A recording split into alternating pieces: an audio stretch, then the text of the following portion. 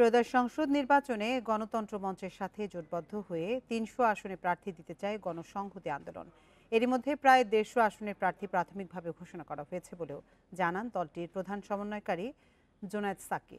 আগামী নির্বাচনে সমমনা রাজনৈতিক দল নিয়ে প্রগতিশীল গণতান্ত্রিক জোট গড়ে তোলার কথাও বলছে গণসংহতি আন্দোলন।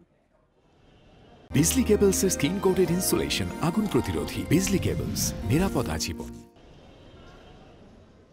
একটি জাতীয় রাজনৈতিক প্ল্যাটফর্ম হিসেবে বেশ কয়েকটি গণসংগঠনকে সাথে নিয়ে ২০০২ সালে যাত্রা শুরু করে গণসংহতি আন্দোলন।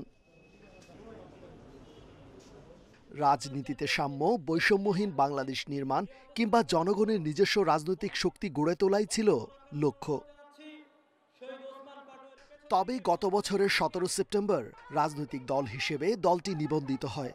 ত্রয়োদশ সংসদ নির্বাচনে অংশ নিতে বেশ তৎপর বাম ঘরানার দলটি গণতন্ত্র মঞ্চের সাথে সমন্বয় করে ৩০০ আসনে ভোটযুদ্ধে নামার প্রস্তুতি নিচ্ছে তারা। যে প্রার্থী তালিকা সেটা গণতন্ত্র মঞ্চের সাথে সমন্বয় করছি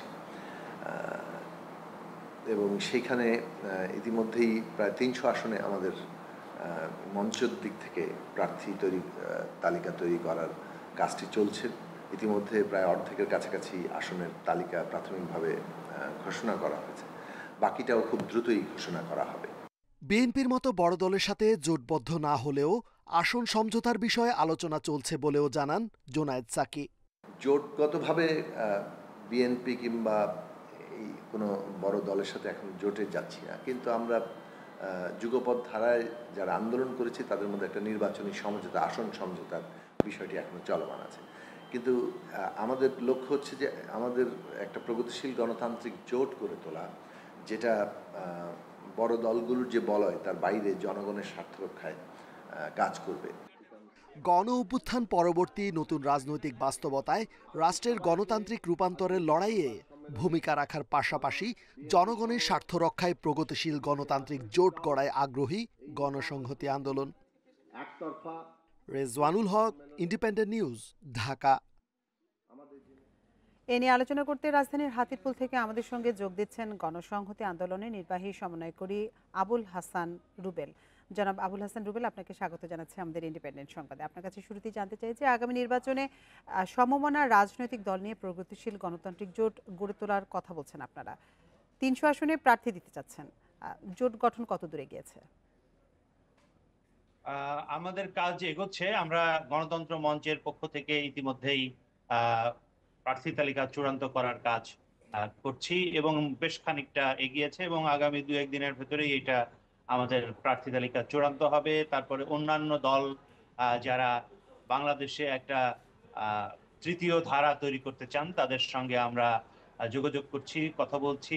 তাদের সাথেও আমরা একটা সমঝোতার ভেতর দিয়ে আসলে আমাদের চূড়ান্ত প্রার্থী তালিকা ঘোষণা করার দিকে এগোচ্ছে। জনাব রুবেল, আপনার কাছে আরেকটি বিষয় জানতে চাই যে বিএনপির মতো বড় দলের সাথে জোটবদ্ধ না হলেও আসন সমঝোতার বিষয়ে আলোচনা চলছে বলে জানিয়েছেন আপনাদের প্রধান সমন্বয়কারী জোনায়েদ সাকি। যদি জোটে যাওয়ার ভালো কোনো প্রস্তাব পান তাহলে কি বিবেচনা করবেন? দেখেন, আমরা বাংলাদেশের রাজনীতিতে অনেকগুলো নতুন জিনিস নিয়ে আসলে আমরা আবির্ভূত হয়েছিলাম। বাংলাদেশে গণসংহতি আন্দোলনের যাত্রা শুরু হয়, আপনারা ইতিমধ্যে বলেছেন। তার সাথে আমি যুক্ত করি যে বাংলাদেশে এই যে বাংলাদেশপন্থী রাজনীতি যেটাকে বলি আমরা যে ধরনের রাজনীতিকে বলি গণমানুষের রাজনীতি, মানুষের যে সমস্যার সমাধানের রাজনীতি এবং একটা ভবিষ্যৎমুখী রাজনীতি, আমরা এই যে নতুন রাজনৈতিক বন্দোবস্ত, জাতীয় সনদ যেগুলো এখন হচ্ছে সেগুলোর কথাও আসলে বলে এসেছি। ফলে বাংলাদেশে একটা নতুন রাজনৈতিক ধারা তৈরি করার জন্য আমাদের যে চেষ্টা, সেই চেষ্টার পাশাপাশি আমরা বিভিন্ন দলের সঙ্গে আসলে ফ্যাসিবাদী মানে বিরোধী যে আন্দোলন, সেই আন্দোলনে যুগপৎভাবে যাদের সঙ্গে ছিলাম তাদের সঙ্গে আসন সমঝোতার কথাও আমরা বিবেচনা করছি।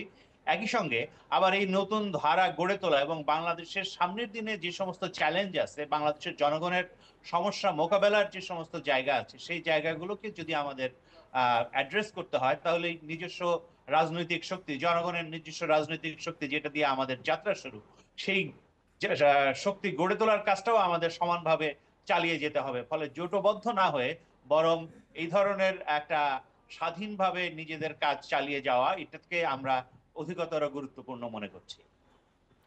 আপনার কাছে আরেকটি বিষয় জানতে চাই যে দেশের অর্থনীতি একটা অস্থির সময় পার করছে। আপনি কি মনে করেন রাজনৈতিক স্থিতিশীলতা অর্থাৎ নির্বাচন না আসা পর্যন্ত এটা চলতেই থাকবে? আমার কাছে এরকমই মনে হয় যে আসলে নির্বাচন বাংলাদেশে এখন একটা সামগ্রিকভাবে খুবই বাস্তবতার দিক থেকে এবং বাংলাদেশের অর্থনীতির দিক থেকে, ভূ রাজনীতির দিক থেকে, সমস্ত দিক থেকে বাংলাদেশের নির্বাচনটা শুধুমাত্র মানে একটা জনগণের ভোটাধিকার প্রয়োগ না, এটা দেশের ভবিষ্যতের সাথে যুক্ত হয়ে গেছে, অর্থনীতির সাথে যুক্ত হয়ে গেছে এবং নানান ধরনের বিনিয়োগে যে স্থবিরতা, সেই স্থবিরতাটা আসলে কাটবে তখনই যখন দেশে একটা স্থিতিশীলতা আসবে এবং একটা সত্যিকার স্থিতিশীলতা আসলে প্রতিষ্ঠিত হতে পারে জনগণের ভোটে নির্বাচিত সরকারের মাধ্যমে। ফলে এই ভোটে নির্বাচিত সরকারের মাধ্যমেই আসলে এই যারা বিনিয়োগকারী তারা আস্থা ফিরে পাবেন এবং নতুন করে দেশে কর্মসংস্থান এবং মানুষের অর্থনৈতিক যে দুর্দশা সেই দুর্দশা কাটার পথ তৈরি হবে বলে আমরা মনে করি। আবুল হাসান রুবেল, আপনাকে অসংখ্য ধন্যবাদ আমাদের সাথে যোগ দেওয়ার জন্য।